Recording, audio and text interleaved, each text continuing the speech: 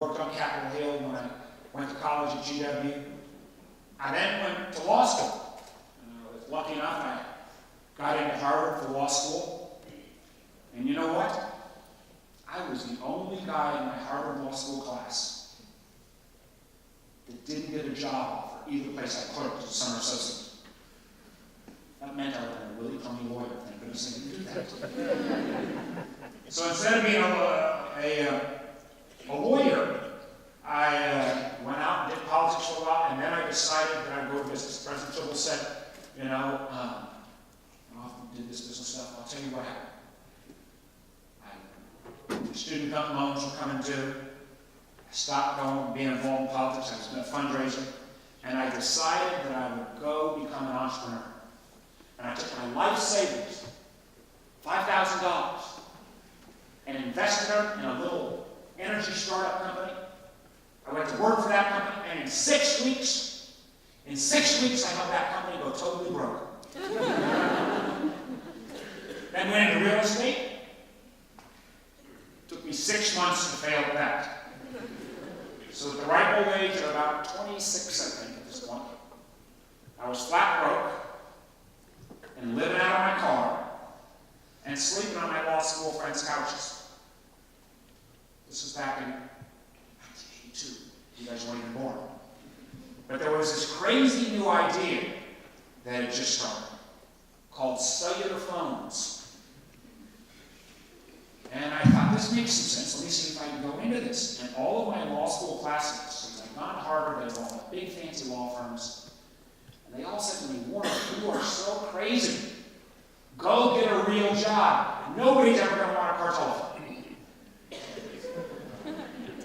They're still practicing law. And I was very blessed and lucky enough to get into the cell phone industry, started a company that became Nextel, and was very blessed to do very well.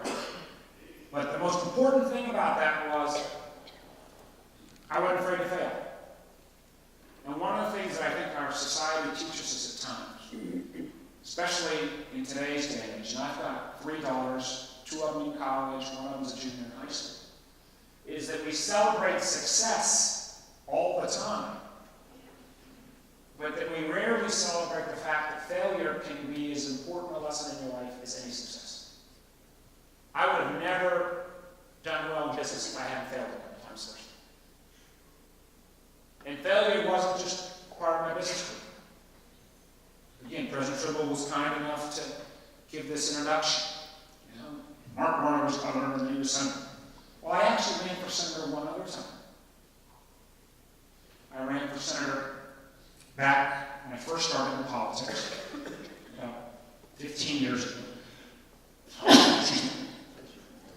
And my name is Mark Warner, and I ran against somebody who was very popular named John Warner. And John Warner was very popular, and nobody knew who I was.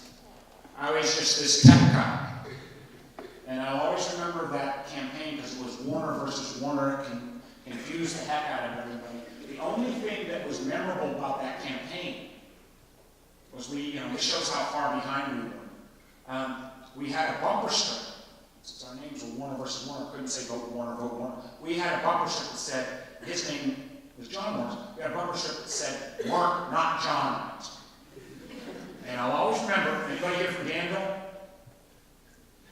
I was in Danville one day, and somebody came up to me and said, excuse me, son, I see that bumper sticker. Is that a biblical reference? You